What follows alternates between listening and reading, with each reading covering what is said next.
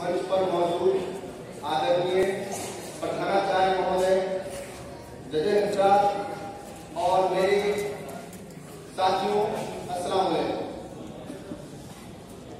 आज मौलाना आजाद वीक के शुभ अवसर पर भाषण प्रतियोगिता कराया जा रहा है, जिस पर आज का अनुमान है छात्रों में मूलभूत मूल्यों का जागरूकता और उसमें शिक्षा की भूमिका। जैसा कि हम जानते हैं कि शिक्षा सिर्फ और सिर्फ विद्यालय की चार दीवारियों में नहीं, बल्कि हमारे समाज और समाज का एक छोटा इकाई हमारा घर, जिसमें हम मूल्यों को सीखते हैं। आज हमारे विद्यालयों में बच्चों को सिर्फ और सिर्फ परीक्षाएं पास कराने के लिए सिर्फ शिक्षा दी जा रही है।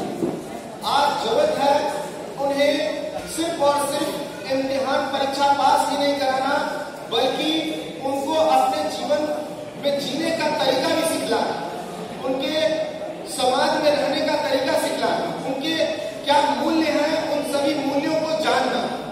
आज हमारे समाज में जो भी कुरीतियां हैं उन सभी के लिए कहीं न कहीं हमारे घर और विद्यालय ही जिम्मेदार है।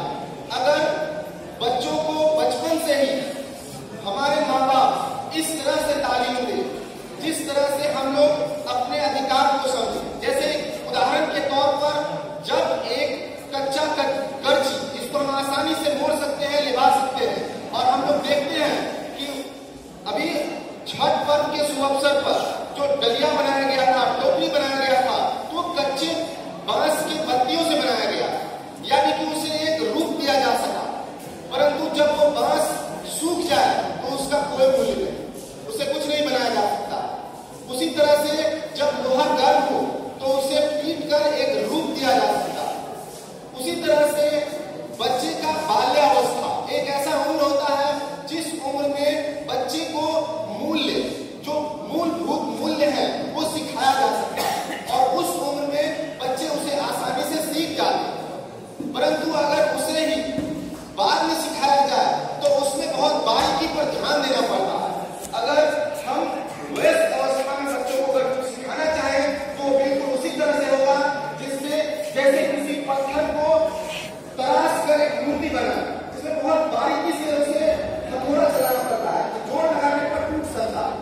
उसी तरह से आज हमारे घर में बच्चों को सच बोलने के सिखाना होगा। हम देखते हैं कि माँ बाप खुद झूठ बोलते हैं और बच्चे से सच की उम्मीद करते हैं। आज जरूरत है समाज में धार्मिक सद्भावना और सामाजिक एकता।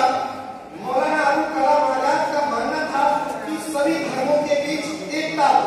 उनका मानना था कि अगर कोई फरिश्ता हमसे आकर कहे कि आपको आजादी चाहिए या दो धर्मों के बीच विभाजन, तो उनका ये मानना था कि मुझे पहले दो धर्मों के बीच एकता चाहिए, अगर आजादी बाद में मिल जाए तो काम चलेगा। इसके अलावा मौलाना अबुल कलाम आजाद का मानना था कि चलो हम अपना आज त्याग करें, ताकि मुस्तकबिल में, भविष्य में हमारे बच्चे एक अच्छा भविष्य